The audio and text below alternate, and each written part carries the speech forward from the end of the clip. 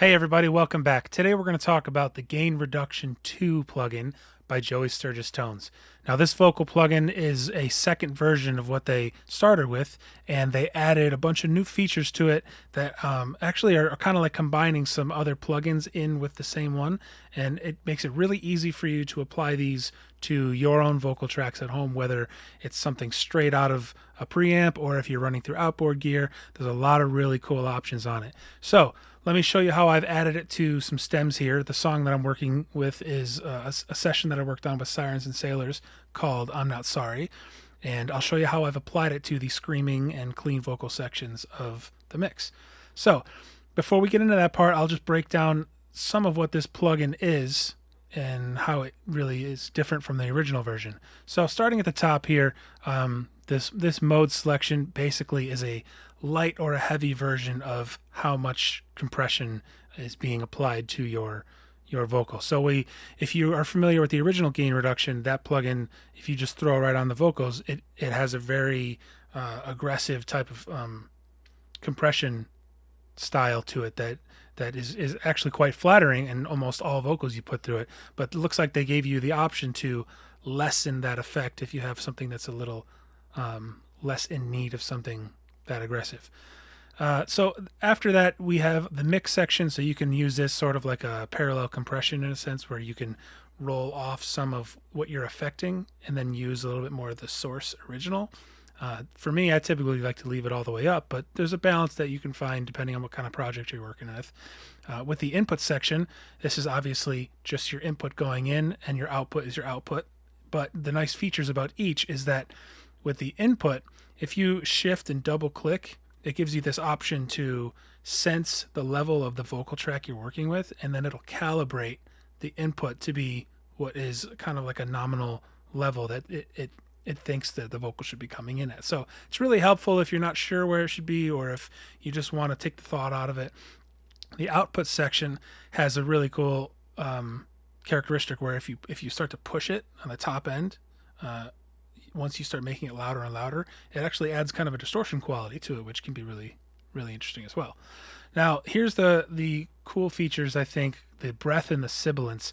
Now, the breath, it's like if you were to turn it down, it's like taking the breaths out of your voice, but I think it's important to understand how it's working. I feel like the breath is acting kind of like a gate. So anything below a certain threshold of noise, I'm not entirely sure if the inner workings of the algorithm have anything to do with like the frequency content, but it kind of acts like a gate. Whereas if the breaths are quieter than the actual vocals, it'll kind of not let it through, and you can adjust how much of that is being applied to the vocals. So if you turn the breath down, it should, in theory, if your vocals you're on the way in are balanced enough, it should be able to lighten the amount of breath that comes through. If you turn it all the way down, your vocal is going to go away.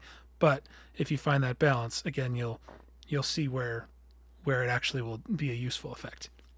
Now the sibilance is basically like a de-esser. So you can tame the essing, the S's and the F's and the TH's and all that kind of really spitty sounding stuff. You can tame that by pulling it back. And that's a really great feature because it eliminates the need for a de-esser in a sense. It's a very easy way to apply that to your vocal. Now, the warmth section it seems to add like almost like a tube warmth or a little bit of saturation to your vocal. It's something fun to play with. I like to use it for adding a little bit of strength in like the outside vocals, and then I use the air, something that adds a little bit more of a higher frequency content kind of saturation for stuff that's more in the center. And so finding the balance between the air and the warmth and the sibilance is really what makes this plugin really great for me. Now with the clarity and the body, those are a bit obvious. Like the clarity is something that adds more. It's kind of hard to not use the word clarity because it makes sense. It's taking the top end content and it's making it clearer, I guess you can say. The body is like adding body to it. It's adding a little bit of strength in the bottom end and somewhere in the low mid, stuff like that. That's how I feel like it works well with what I'm trying to do, and that's how I understand it to be relevant to what I'm doing.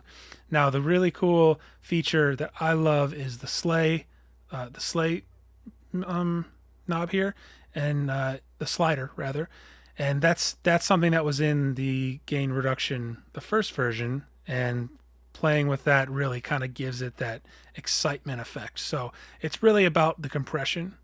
So the more you add, the more aggressive the compression is going to be. But in between using the light and the heavy, and then adjusting the input, choosing how much output you want to do, if you want to get into that kind of like gainy area at the top, and then balancing that slay is really how you get to kind of color your own customized version of compression. So those are the basics, and let's see how they apply to the screaming section of this song. So I'm just going to highlight just the screaming section, and we'll just start off with one track for now.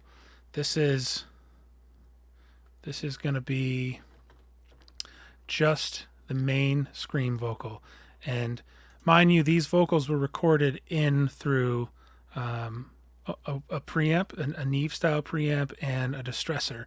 And the distressor didn't do too much as far as like really compressing, but it's sort of like a catch-all to be safe and to add a little bit of compression. So the thing about doing that with a plugin like this is if you overdo it on the way in, it's printed to the stem, and then you have to kind of find a tougher balance with the plugin. So you have to be aware of those types of things when you're using it. But this is just the stem without any processing on it other than what was tracked with it. You always manage to find a way to get under my skin. Okay, so now you'll realize when I put the plugin on, the level's going to go way up because it's already doing its thing. So check it out. You always manage to find a way to get under my skin. You can hear the sibilance, you can hear the breath, the pushing of the microphone. It's really quite flattering. What I did on almost all these tracks here is add just a little EQ, because that's how I do it before it gets to any plugins anyway. I usually take some of the low end out and I carve just a little bit in the middle and then add some on the top. So let's put a few more of these together and I'll show you how it sounds with all of them. You always manage to find a way to get under my skin. And I just cannot take another fucking minute of it. Where do I start? Pretty strong.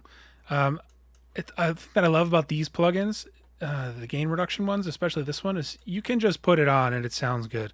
If you want to get specific on like what little details you want to make sound better, it's really easy to do, especially with the way they lay out like the labels of the different descriptions of what these things are, like the breath knob and the sibilance. If you understand what they're actually doing, it's even better, because knowing like breath and sibilance and clarity and body, like it can get a little confusing if you're not entirely sure, but once you really know, dialing these plugins in takes like no time at all. Before I set up this video, it took me probably about 30 seconds on each track to just make sure I had what I wanted, and it was easy. So let's move on to some clean vocals real quick. And the same idea applies. When I did this one, this is just the main center vocal. I'll add the EQ this time just so you can see how it comes in before hitting the plugin with the EQ. Make sure I'm in the right spot. Okay. Won't you please forgive me? Clean vocal, nothing on it. And mind you, none of these vocals have like reverb or effects or anything on it. This is just dry vocal with this plugin. Let's add gain reduction to it. Won't you please forgive me for the mistakes I've made? Really cool, right? So let me show you this shift double click thing. If I press play. Won't you please forgive me for the mistakes I've made? You blame me so. Pretty great. I think that because I already did this, it set it back to the same place that it was already at, so you didn't see it move, but it senses how loud your vocal is and it adjusts it for you. It's really neat. Let's put the rest of these in with it. These are going to be the doubles. Now, what I did differently about these is I used the warmth. This will be the double on the right, and this will be the center on the left here. The sleigh knob is much harder on the center vocal because I want that one to pop through more, so it's got more compression, it's harsher. The output is the same, the input's the same, the breath is the same, sibilance is the same, but the difference that I use is that I added more warmth to the outside vocals and less air, and then much more air and less warmth to the center vocal. And that's how I can kind of cut them apart a little bit. So let's hear how they sound together. Won't you please forgive me for the mistakes I've made? Much bigger. Let's add the harmonies in. Use the same type of treatment to apply to the harmonies, where it's like, you know, decide if you want more on the bottom end or if you want more on the sibilance of the words, and find that space. Won't you please forgive me for the mistakes I've made? You blame me somehow. Right? Pretty cool. So if I put this in the mix with everything, and again, remember, this is just an instrumental stem with just vocals, just this plugin, no extra stuff, no delays or tricks or anything fancy, just tweaking the plugin with a little EQ beforehand. Let's check it out.